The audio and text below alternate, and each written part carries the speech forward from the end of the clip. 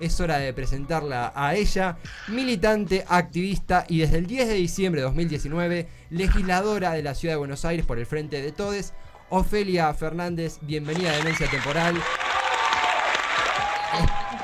¿Cómo estás? Esteban Chiacho, Juan Cabot y Julio Otero, bienvenida. Gracias, qué linda presentación. Por favor. Ofe, lunes arranca la semana. ¿Qué clase de agenda, qué clase de 7 días se vienen por delante para Ofelia Fernández con toda esta particularidad del ritmo de la vida últimamente? Bueno, hoy es un día tareado. Bueno, es que dentro de todo lo son, siempre lo son, o sea, ya venía acostumbrada a ese ritmo, pero es un poco más abrumador en este contexto porque es todo en el mismo lugar, ¿no? Eso es lo confuso. Antes la agenda te permitía ir transportándote, meditar en el taxi, no sé, cosas que podías hacer y ya no, pero no, pero sigue siendo, bueno, todo al nadie, no es que yo tengo mononucleosis, sino que nadie puede salir, todo está adaptado a ese nuevo formato, entonces la agenda queda bastante intacta en ese sentido. Todos tenemos mononucleosis. Todos tenemos mononucleosis, claro. Ese es el título de la nota. Así que nada, recién terminé una reunión con la ministra de Desarrollo Humano de la Ciudad de Buenos Aires. Después tengo una mesa de trabajo en relación al protocolo sanitario de barrios populares. Ahora estoy acá. No sé, va pasando así el día. Ofelia, en cuanto a el abordaje de estos proyectos, estos planes, con la virtualidad siempre mediando, además de lo que hemos perdido, que es el contacto y bueno, un montón de cosas bellas, ¿se ha incorporado algo, hemos aprendido algo desde la política o es solo terreno perdido que estamos esperando volver a ganar cuando podamos salir? ¿Qué te genera? ¿Qué opinas? No sé si entendí bien. Como con esta conectividad virtual, ¿se ha incorporado cosas nuevas? ¿Se ha fortalecido algún ámbito? ¿O es solamente cosas que hemos perdido y que esperamos recuperar cuando salgamos a la calle de vuelta? Y si te tengo que decir algunas cosas, algunas novedades con las que nos encontramos en este formato, tiene que ver un poco con la posibilidad de contactarte sin que el proceso sea tan arduo con otros lugares, tal vez. O sea, digo, yo al menos tuve bastante parte de la agenda ocupada como en diálogos internacionales, por ejemplo, que en la vida cotidiana tenés que viajar, encontrar el momento político en territorios que están en disputas que pueden ser similares, pero no idénticas en términos de demanda. Y de repente es hacer una videollamada, que antes podías hacerla, o sea, no es que es una nueva herramienta, pero antes no se te ocurría, porque tenías una agenda mucho más del encuentro, básicamente. Entonces, ahora aparece esa posibilidad, la de capaz, o incluso entre provincias, ¿no? Como la de cruzar realidades territoriales diferentes con mayor facilidad y más disponibilidad. Después, para todo lo demás, creo que trae más dificultades que virtudes.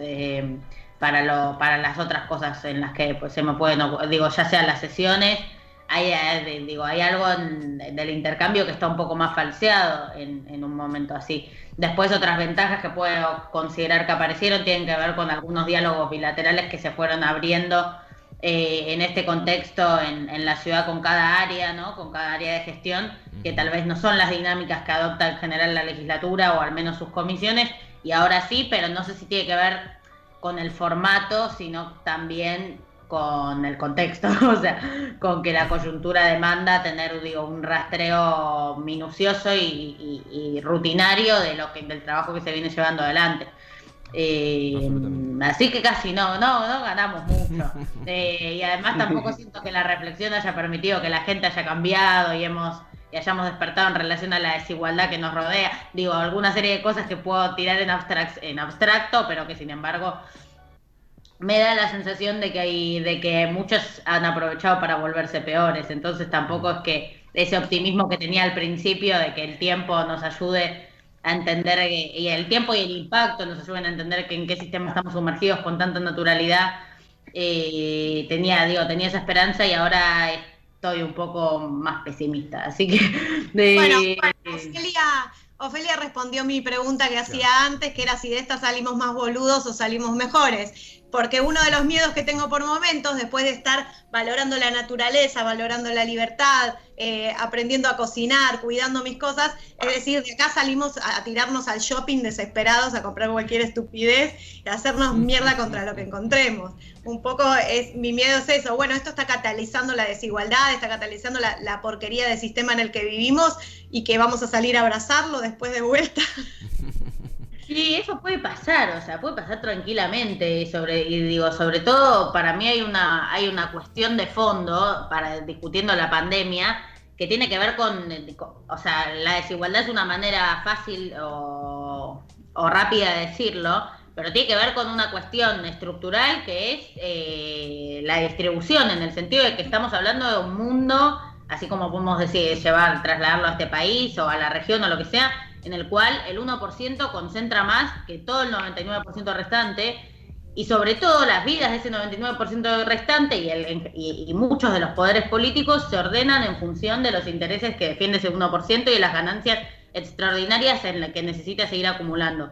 Y en ese sentido yo veo una complicación o veo como cierto panorama oscuro en relación a que eso deje de ordenar nuestra vida y deje de ordenar la política. Creo que sigue siendo el factor ordenador de las orientaciones programáticas que se determinan en cualquiera sea el territorio.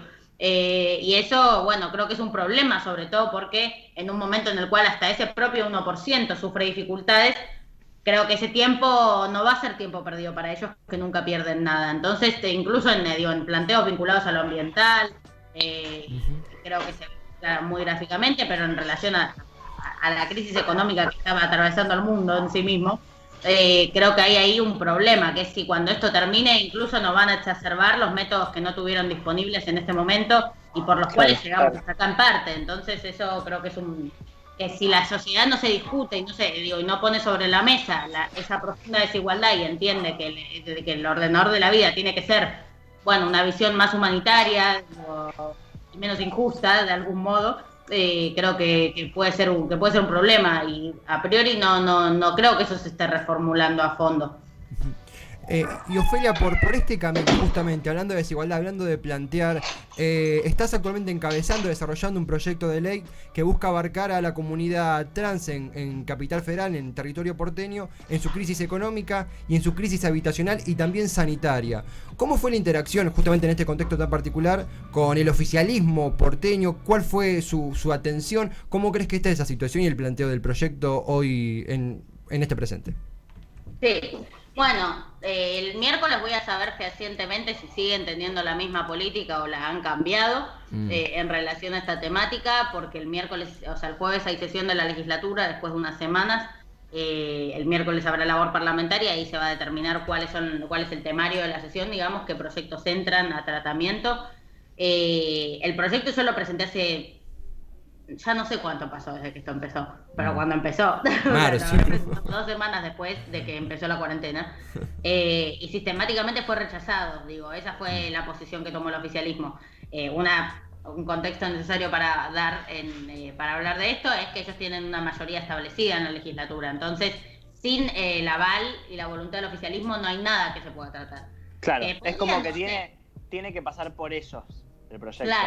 Claro, no es que aunque toda la oposición diga esto es importante, lo va a hacer. Sin la voluntad y el espacio que le pueda otorgar el oficialismo de la ciudad, la fuerza que representa la reta en la legislatura, nada puede ser tratado concretamente. Entonces, si no aparece esa voluntad, no va a avanzar el proyecto concretamente. Y la verdad es un poco triste que si siguen en esa posición. Yo un poco lo que intenté fue, en la semana pasada, mostrarle a la sociedad, digamos, a la sociedad porteña y más, la iniciativa que desarrollamos, explicarla, comentar, al menos, que me sirva para visibilizar el proyecto, juntar apoyo y presionar entonces para que se trate, pero también para mostrar y aprovechar mi voz para denunciar la problemática en sí.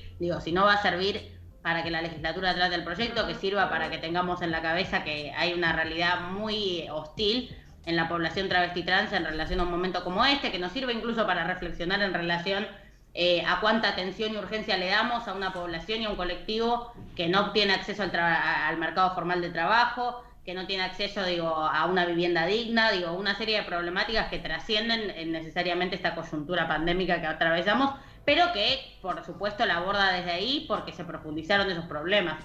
Entonces, bueno, yo creo que el proyecto es muy bueno. Hoy lo reiteré en la reunión que tuvimos con la ministra de Desarrollo Humano Integral, porque se está montando el operativo frío, digamos, ese operativo que se impulsa cuando baja mucho la temperatura y hay mucha gente en situación de calle, para resumirlo, y en relación a eso planteaba esta misma duda, digo, y un poco reforzaba esta idea de que no hay que solo pensar desde la gente en situación de calle, sino el riesgo de calle. En un momento de crisis es indispensable tener registro de las dos cosas, porque vos podés tener cubierta una proyección en relación a la gente que ya está en la calle, y es correcto, pero no es suficiente, porque hay mucha gente que cae en esa situación de un día para el otro, y no es que es algo que no podamos detectar, o al menos en el caso de la población travesti trans se puede detectar, porque ya hay compañeras que han denunciado, que han afirmado que ya llevan 2 meses de alquileres vencidos y las quieren echar. O sea, básicamente funciona así. Entonces, bueno, idealmente tratarán el proyecto, y en el caso de que no, tendremos que seguir peleando. Esa es la dificultad que atravieso y la impotencia que atravieso cotidianamente, la de intentar lanzar iniciativas pertinentes en relación a la realidad que se va viviendo, pero tener una traba permanente en relación al tratamiento de esas iniciativas. Sin embargo, es gracioso e irónico que soy supuestamente la que no trabaja, la que es un parásito y demás, pero en realidad trabajo mucho, y el tema es que no puedo hacer que esas iniciativas, esas propuestas se trasladen a una materialidad distinta, una vida distinta para los colectivos para los cuales los pienso, porque quienes tienen ese poder de firma, por graficarlo de alguna manera, no estarían habilitando ese tipo de diálogo, y está siendo un problema grande. Ofelia, también. Te amo. Te extraño. Escúchame, y este formulario que sacaste hace 1 o 2 semanas, hace poquito, para firmar la petición, ¿puede ayudar en algo? ¿Puede acelerar algo? ¿Puede hacer que la gente diga como, a ver qué onda esto, que lo están firmando casi ya 20.000 personas? Y la verdad, yo siempre tuve como mis tensiones con la facultad de firmas en general, como con su capacidad de intervenir concretamente e influir en las decisiones o en la realidad de alguna manera. Pero la verdad es que hay momentos en los que como me encontré con que es una buena manera de medir el aval y la espalda que tiene una iniciativa, un proyecto o una denuncia en sí. Entonces mi idea era un poco como que me sirva para exponer, como para que no sea mi proyecto solamente, sino que sea un proyecto que acompaña, toda una masa militante, activista o politizada, que también considera importante el tratamiento, ¿no? Porque consideramos importante su aprobación, pero estamos pidiendo su tratamiento. Queremos poder discutir porque hay que aprobarlo, y ni siquiera estamos pudiendo hacer eso. Y mi idea, bueno, en caso de poder usarlo políticamente para ejercer esa presión y para dar esa disputa al interior de la legislatura. O sea, creo que la idea podría ser que en caso de que se rechace nuevamente el tratamiento del proyecto, poder decir, me están rechazando el proyecto a mí y a 20.000 personas, y poder jugar con ese impacto. Y que sea confiable la fuente, digamos, que no digas, que si no tengo que decir, no sé, todos mis seguidores me acompañan, y es un poco positivo. En cambio, con las firmas tengo el proyecto concreto con gente que adhiere concretamente a eso. Vamos a compartir en las redes para juntar firmas, y si tuvieras que definir, bueno, en pocas palabras de qué se trata el proyecto, a dónde apunta, o cosas concretas, no sé, como para compartir eso. Sí, lo puedo describir. Básicamente, o sea, con esto que nombraba antes, un poco el proyecto nace de detectar que las compañeras travestis y trans de la ciudad atraviesan una problemática que es, en primera instancia, la falta de acceso al trabajo formal, que eso arrastra una cuestión, que es que cuando se pausa la posibilidad de que desarrollen esos trabajos, datos relevantes son que casi el 80% además, ese trabajo no formal es la prostitución. Entonces, capítulo aparte, pero en ese contexto claramente no están ganando un peso, y sus ingresos se interrumpieron, entonces se interrumpió su posibilidad de pagar el alquiler, que además en el 60% de los casos es un alquiler no como el que uno imagina, no es alquilar un departamento, son alquileres de habitaciones en hoteles informales, en viviendas informales, que por tanto, a pesar de haber un decreto nacional que prohíbe los desalojos, no son desalojos como tales, no es la justicia yendo a desalojar, es un vencimiento de alquileres y un tipo que te echa a la calle. Y eso, digo, no está establecido normativamente. Entonces el proyecto lo que pretende en relación a esta situación es garantizar como un techo alternativo, digamos, una solución provisoria para que puedan realizar el aislamiento. Porque la respuesta que viene teniendo el gobierno de la ciudad cuando aparecen estos casos de desalojos, cuando una compañera efectivamente queda en la calle, vendrían siendo otorgar un subsidio especial, que es el 690 en la ciudad, que es un subsidio que no cubre ni una semana del hotel.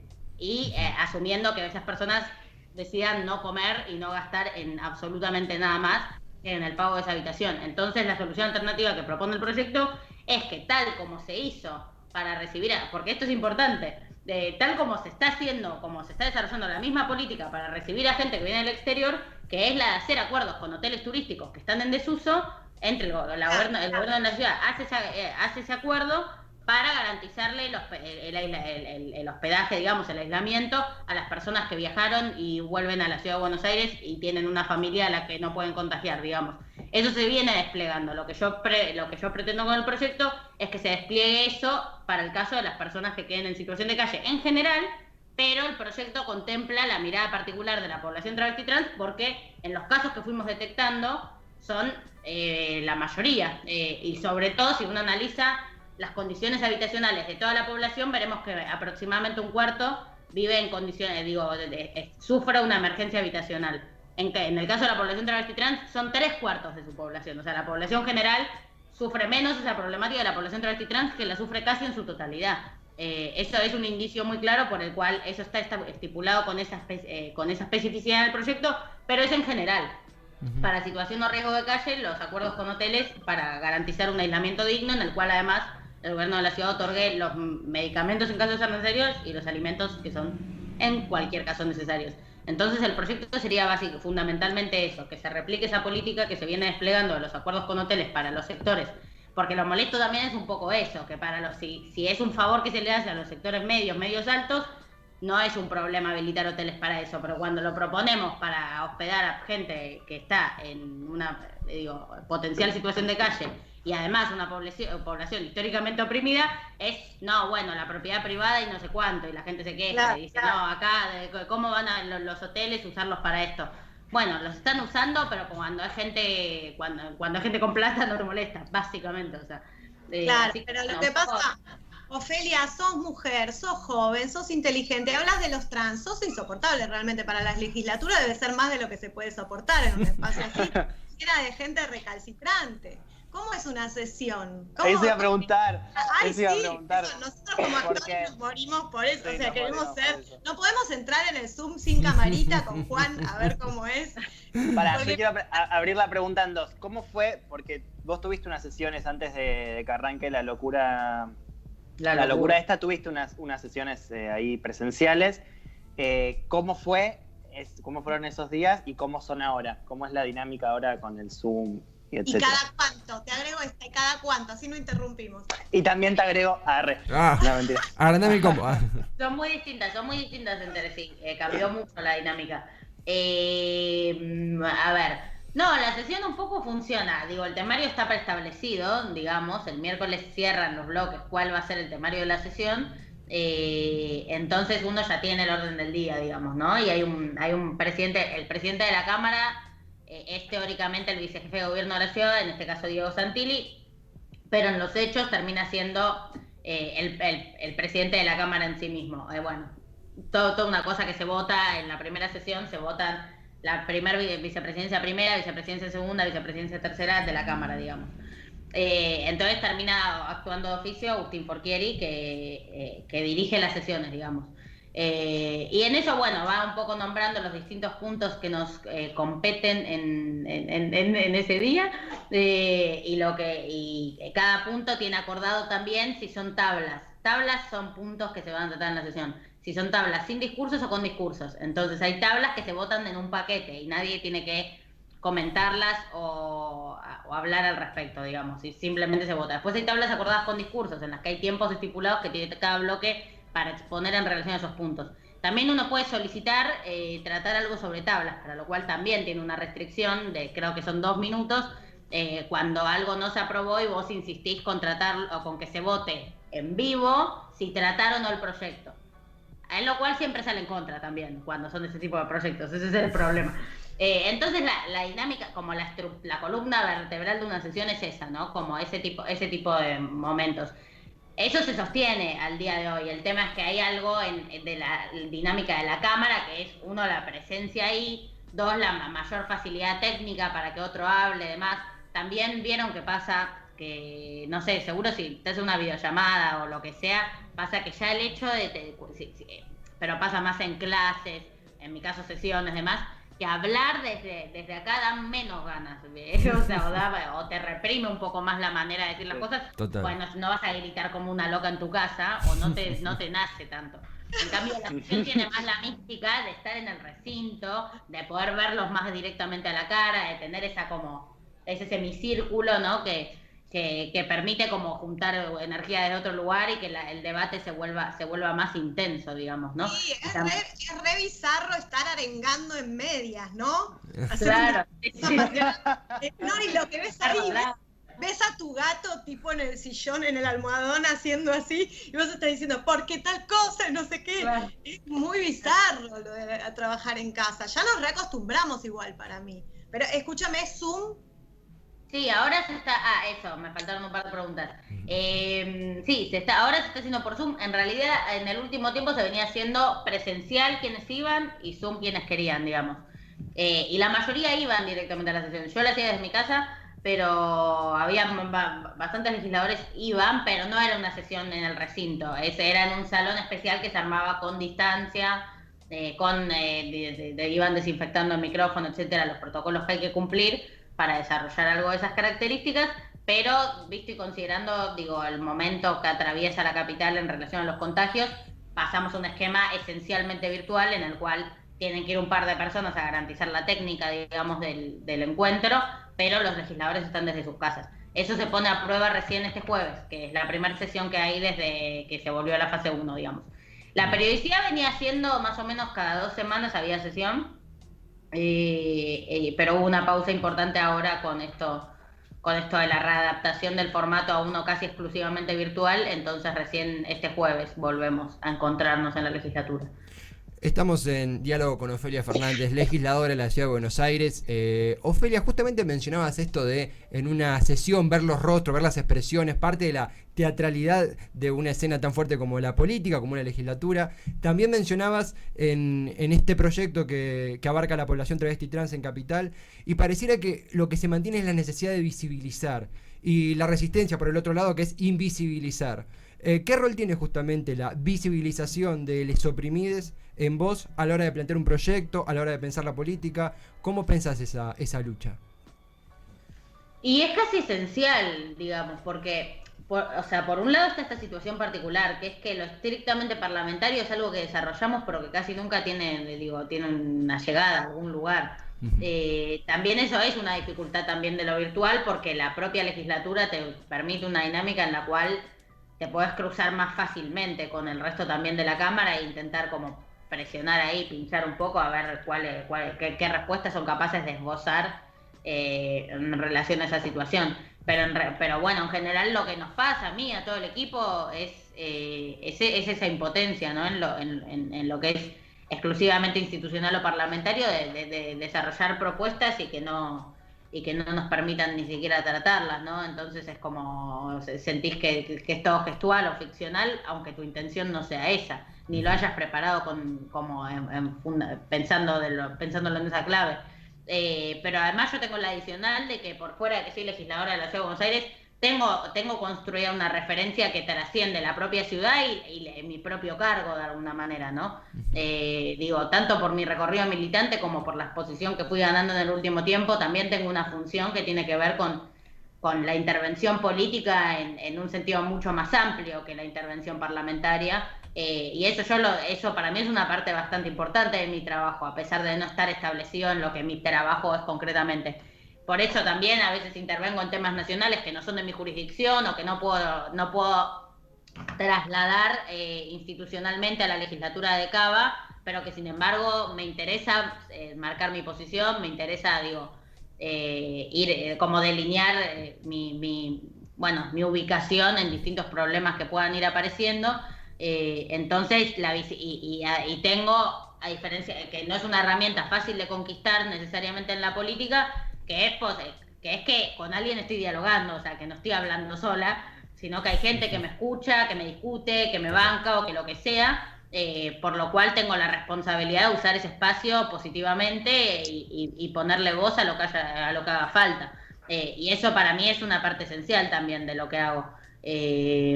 Así que bueno, y lo hago en las dos cosas aparte. El esquema que me había armado era como un poco adoptar e incorporar una mirada más institucional de la realidad, digamos, una manera de como poder absorber, incorporar de la realidad los elementos que puedo transformar institucionalmente. Claro.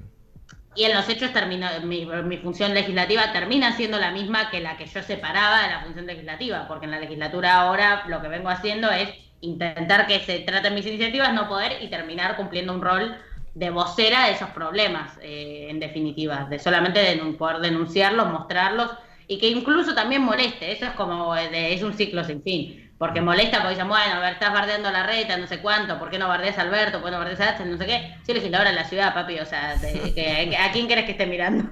Es literalmente mi trabajo. O sea, mi trabajo, además no querés esto es una contradicción de la contradicción.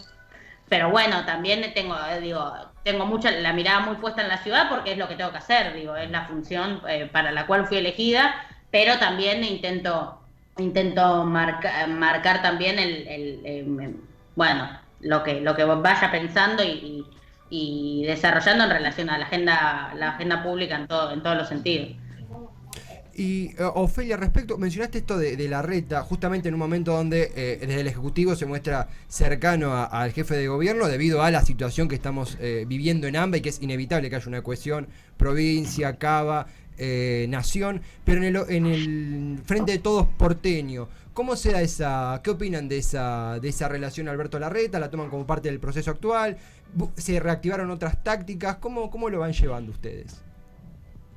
Bueno, la verdad yo creo que el rol de Alberto y nuestro rol en el vínculo con Larreta es muy distinto. Eso yo lo entiendo en el sentido de que ellos tienen que coordinar, ambos están gobernando concretamente, y no es tan literal, pero ellos están gobernando, nosotros somos, el Poder Legislativo inspecciona esa gestión de alguna manera. Claro. Entonces, en ese sentido entiendo que el diálogo y la articulación que tienen que llevar adelante tiene una razón de ser, porque tienen que diagramar políticas conjuntas para el tratamiento de una situación excepcional como la es esta, y me parece que si ese enlace no estuviera estaríamos incluso en peores condiciones.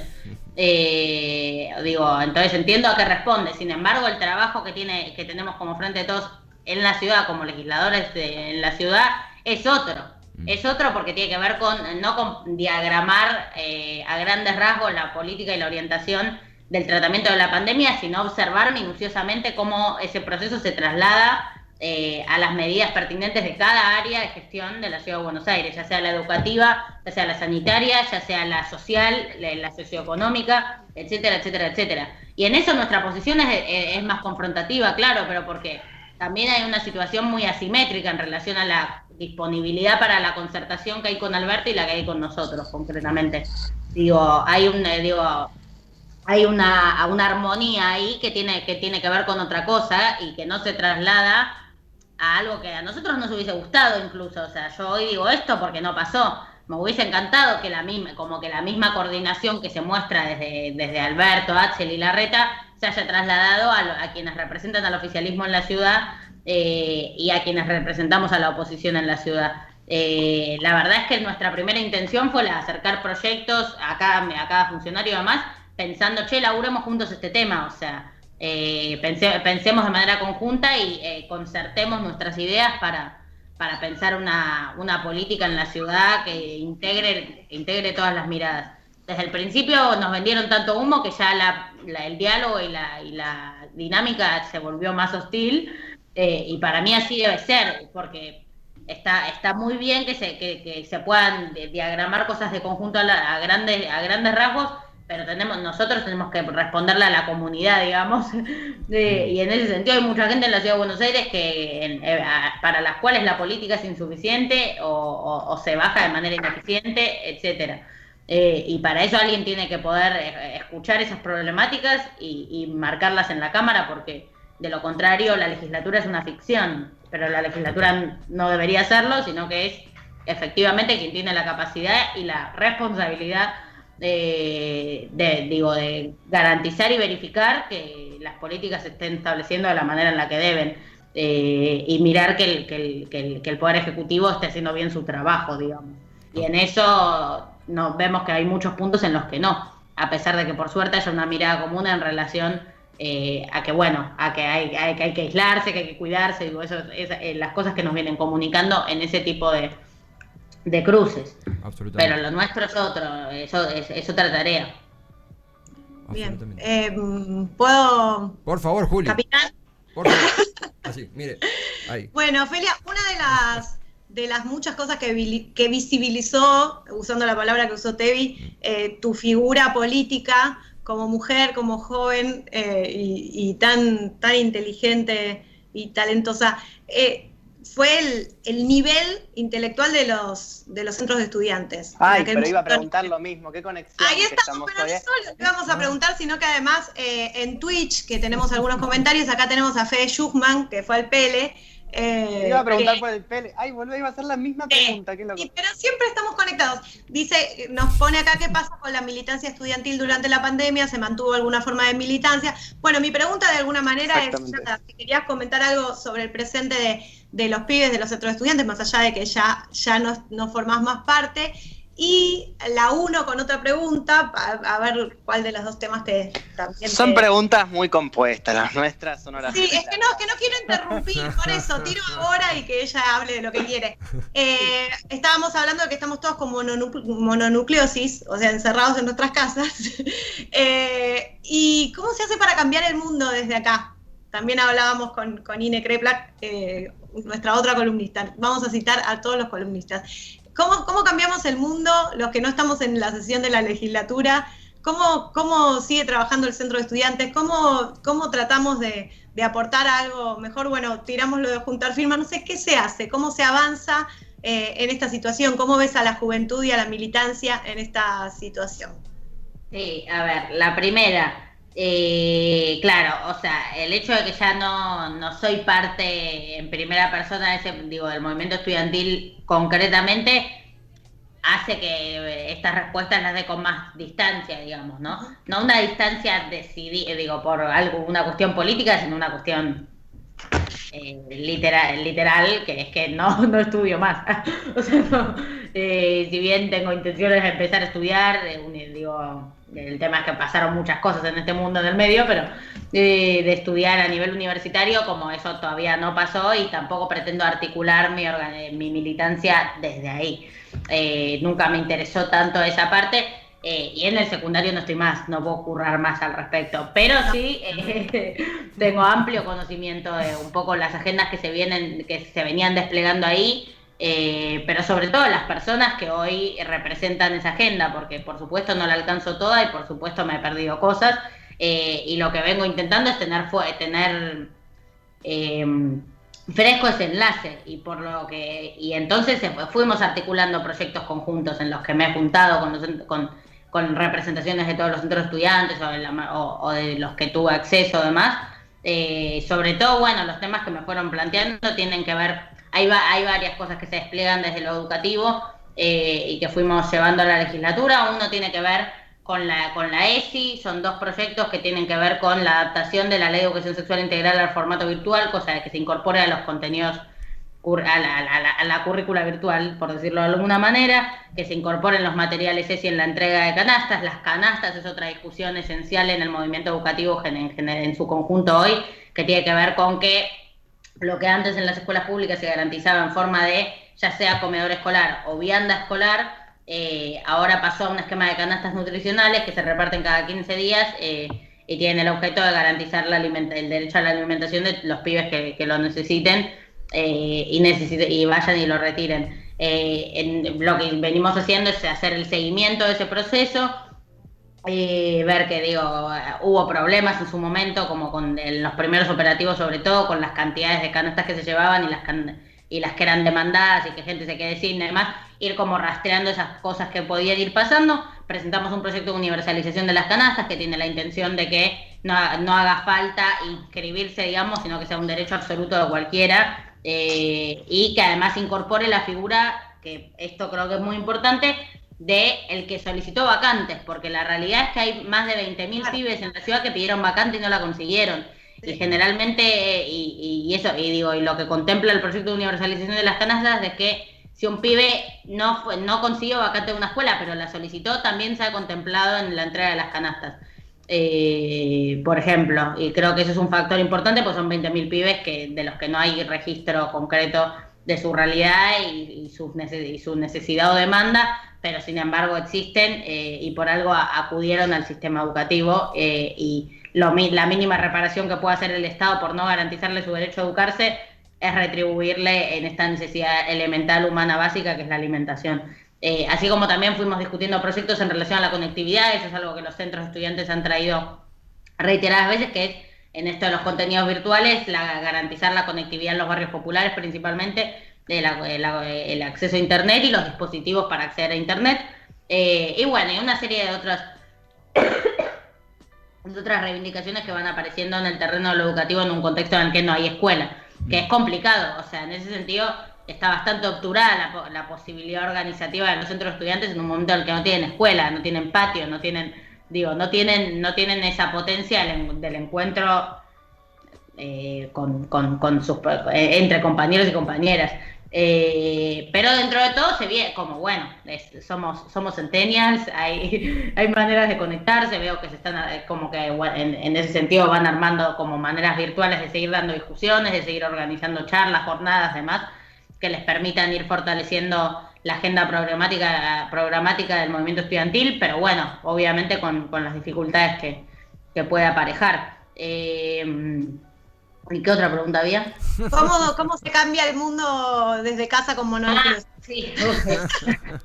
Esa lo tengo anotado acá. No sé, para empezar, me lo vengo preguntando.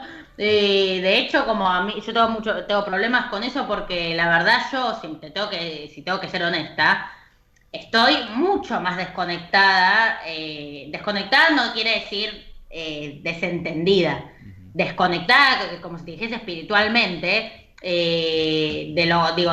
Estoy más desconectada de esa perspectiva, de mis convicciones, de mi militancia, a pesar de que tengo esa agenda siga viva y demás, porque es mucho más difícil conectarse con la realidad cuando la realidad no está ahí concretamente, ¿no? No sé cómo expresarlo, porque mucho el trabajo político, incluso con uno mismo, el trabajo militante que se da uno para seguir haciendo eso que hace y para tenerlo presente en cada una de sus discusiones y decisiones de vida, es el contacto con esa realidad. Y yo estoy solo en contacto con mi mamá, o sea, no sé, pero estoy en contacto con la mesa, hay una cosa ahí que te cuesta pensar cómo tener, no solo la manera o el mecanismo, sino el impulso para, si lo llevamos a ese concepto, cambiar el mundo, ¿no? Y aparte venías de un año de hiperconectividad. O sea, el año pasado fue sacado en ese sentido. Sacado mal.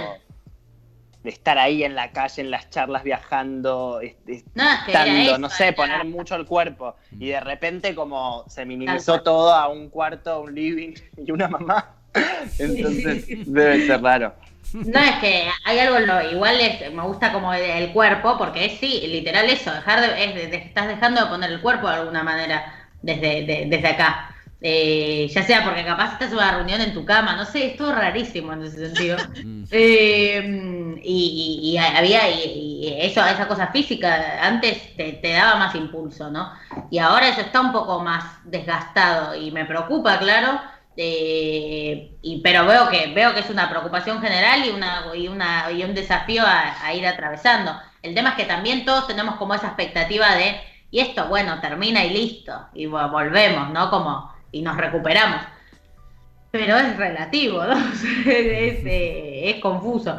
Pues digo, no sabemos, no solo que no sabemos cuándo va a ser, sino que no sabemos cómo va a ser, cómo nos vamos a empezar a encontrar con el otro, si hemos cambiado para siempre, si cambiamos por 5 minutos. Como hay toda una serie de incertidumbres que yo respeto que estén, porque hay algo de como del encierro que también te exige mucha productividad, y a veces termina eso convirtiendo tus producciones en algo un poco ficticio. Como en esa exigencia que te pones de como hacer las cosas, pensar las cosas, terminás forzando pensamientos o forzando ideas o forzando haceres que en definitiva no están conectados realmente como con la idea inicial, sino que son solo el deber ser. No sé si estoy poniendo un poco abstracta, pero... No, muy claro. No, te estoy reagarrando lo que estás diciendo y me está volando la cabeza. O sea, como si uno se armara para sostener, para sobrevivir, se armara una serie de rituales, de responsabilidades, de exigencias, de cosas para sentirse exigido, para seguir atrás de una zanahoria. Y una zanahoria dentro del departamento. Porque ya no tenemos la calle, eso lo que vos decís de perder el contacto te hace perder deseo. Menos estímulos. Motivación, estímulo, impulso, no tenemos esa calle, no tenemos ese deseo, la necesidad de cambiar las cosas y la bronca con la injusticia también surge de estar en la calle y de ver la realidad. Si uno no está en la calle, eso se puede apagar. No creo que se nos esté pagando para nada, no lo creo, pero sí es cierto lo que vos decís, que uno se pone zanahorias adentro del departamento para seguir manteniéndose vivo, para cuando esto vaya para algún lado. Y esto tiene que ir para algún lado. Yo quiero decir mi mensaje optimista, en el sentido que, bueno, aparezca la vacuna, aparezca el tratamiento, o aparezca una manera de convivir con esto, no va a ser adentro cada uno de su casa. Vamos a tener que encontrar la manera de convivir con esto en la calle, porque no nos vamos a quedar acá adentro, porque sencillamente estamos haciendo el aguante por el colectivo, por la sociedad, pero no... A algún lado vamos a ir, yo estoy segura que sí. Ojalá que sí, ojalá tengas razón. Dale,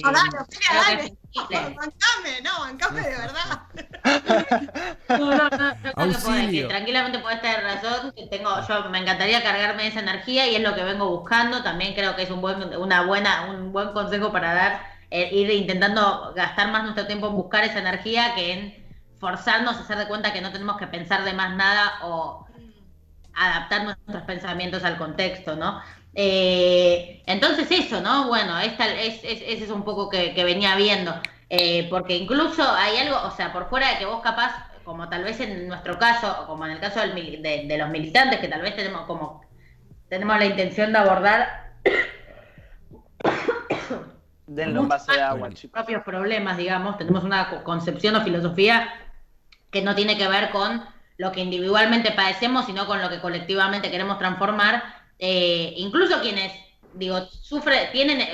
consiguen el impulso de su propia realidad, como de las propias miserias de su realidad, como la traba de lo comunitario, de lo colectivo, termina siendo un factor muy difícil para algunas cosas, ¿no? Como aunque tengas el impulso, no tenés con quién transformarlo en otra realidad, digamos, porque nadie cambia el mundo solo. Yo siempre pongo un ejemplo que es medio cursi, pero que es esto de desmentir la teoría del granito de arena, porque la playa no se hizo de boludos que vayan llevando granito por granito. De hecho, seguro si googleás cuántos granitos tiene la playa, necesitas a millones de pelotudos, sino que la playa llegó con la marea, ¿no? Y a mí ese ejemplo me gusta porque creo que es una manera de graficar que la individualidad, incluso si se suma, y si sigue siendo individualidad, no sirve para nada. Los procesos de transformación o de grandes transformaciones se fundan en el lazo de lo colectivo, y ahora el lazo de lo colectivo es tan distinto que todavía están en etapa de descubrimiento, ¿no?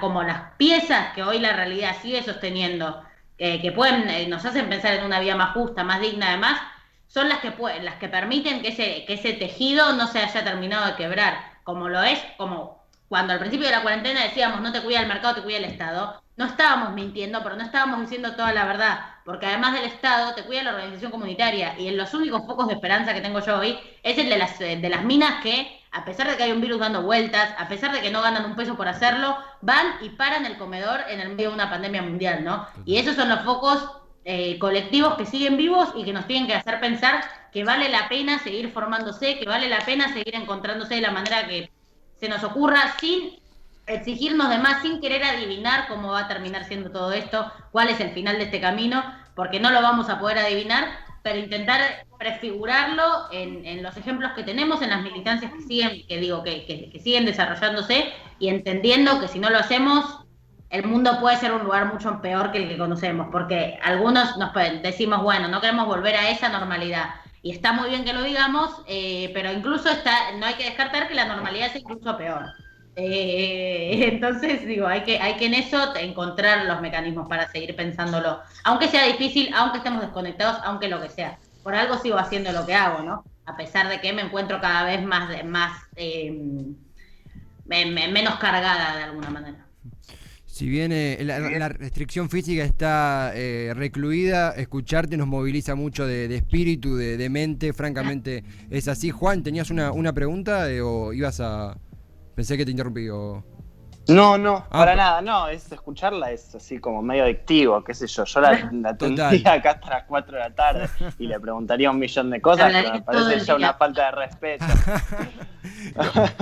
Yo tenía la duda de cómo la extraño mucho. ¿La extrañas? Sí. Qué bello momento, también es esto, demencia temporal también es esto. Mi duda era si respecto a esta hay música sonando de triste de fondo, si ahora Ofelia. La otra cara que tiempos y pos.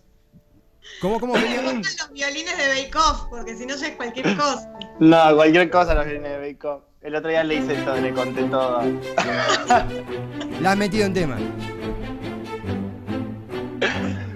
Con Ofelia. Se tienta, más fuerte que él. ¿Han debatido Bake Off? Sí, ¿qué no? ¿Conmigo? Sí, debatimos. O sea, sí, pero yo no tengo posición, digamos. Claro. Pues no es que la posición. Yo la vi por Twitter, pero no soy de esas personas que Twitter está haciendo Bake Off. Leo todo, es como si viera el programa. O sea, es que son esos programas que van con Twitter, salen con Twitter, o sea, se completan ahí. Total. Claro, es el combo. Es el combo. De hecho, hay gente que... Una de las dos partes, hay gente que ve Bake Off y no usa Twitter, y yo, en mi caso, leo todos los tweets de Bake Off sin ver el programa. Y la pasás bien también. La paso bien, me gusta tener esa información. Claro. Te permite, uno no puede ver Bake Off nunca y meterse en Twitter y ya viste todo. ¿Sabés quién es Christoph? ¿Sabés quién es Samantha? ¿Sabés quién es el odiado? ¿Sabés todo? Todos, Marcos, Agus, Damián, o sea, todo. Estoy enteradísima. Y no sé no sé la cara de ninguno, pero bueno, Samantha sí, o sea, bueno, lo que está en Twitter, digamos. Sí. Mi duda para la legisladora era, ahora, la otra cara de la pandemia, que es que provincia y ciudad nos hemos hermanado bajo el ala de AMBA. Si acá en Avellaneda podemos decir que Ofelia es nuestra legisladora. Como somos todos AMBA, si podemos por este rato que dure decir... Podemos hackear por un rato el sistema parlamentario y jurisdiccional y decir eso. Venga. Está bien. Después lo charlo con el intendente. Ha sido francamente, una charla increíble, hermosa. La cabeza nos ha estallado por los aires en el buen sentido. Estamos todos con los ojitos brillando porque Qué alegría. Es un viaje. ¿Cómo, Ofelia? No, qué alegría, gracias. Por favor. Nada importante. Juli, Juan, hemos disfrutado mucho esto. Ha sido un regalo al alma, ¿verdad? Gracias, Cristina. Muchas gracias. Con muchos amigos charlamos que una de las cosas que nos falta en la cuarentena es algo vinculado a la alegría que teníamos de la libertad de estar en la calle, de un montón de cosas. Y a mí la charla política y hablar de las cosas que podemos cambiar y las injusticias, no sé, nada me transmite tanta alegría como sentir esa necesidad de mejorar el mundo. No sé, me quedo más feliz de escucharte y de pensar en la gente, en la generación que quedó, sobre todo esta movida estudiantil maravillosa que creo que puede llegar a cambiar nuestro país. Tengo esa fe. Así que gracias por darnos este tiempo. Es hermoso verte y escucharte. En esto también espero que tengas razón. Créeme, te juro. Voy a No creer. me tiene que creer, Juan, yo digo. Sí, sí. No, de verdad, re linda nota, me sentí súper cómoda, pero no, gracias de verdad por el espacio, gracias por quererme ahí, la verdad por mí fue un placer enorme, y si generó eso que dicen, yo ya estoy tan acostumbrada a escucharme que un poco ya me odio, pero si a ustedes les generó otra sensación, me alegra mucho, y me quedo más tranquila, así que no, bueno, eso, muchas gracias. A Un vos, placer. Ofelia, a vos, no tengas duda que fue así. Te mandamos un beso gigante. Será hasta la próxima. Y bueno, que Te tengas amo, una muy buena amiga, te semana. extraño. Te amo, Juan. Los amo todos igual. Ya nos Después seguimos amamos muy hablando. rápidamente. Ahora los vínculos son solo esto, así que ¿por qué no? No, amor, no sé, no hay manera de argumentarlo. No, bueno, eso, muchas gracias. Beso gigante, Ofelia. Chao, chao. Hasta pronto. Ofelia Fernández. Amigos, amigas, amigues. La legisladora de la Ciudad de Buenos Aires. Wow, la cabeza ha salido, tres cabezas han salido volando y han levitado por la política, la inclusión, la historia. Escucharla francamente, es un regalo al alma. Estamos con una sonrisa que no se nos borra, ¿no? Su sonrisa la pondría en un cuadro. Chicos, ¿se quedaron congelados? Tema, canción, ¿qué pasó? Vamos con Louta, No te comas la peli, con estos hermosos rostros que tengo a mi derecha e izquierda, después de esta hermosa nota con Ofelia Fernández. Epa, el videoclip está filmado en Avellaneda, me dicen. Obvio, en la mejor ciudad del mundo. Louta, No te comas la peli.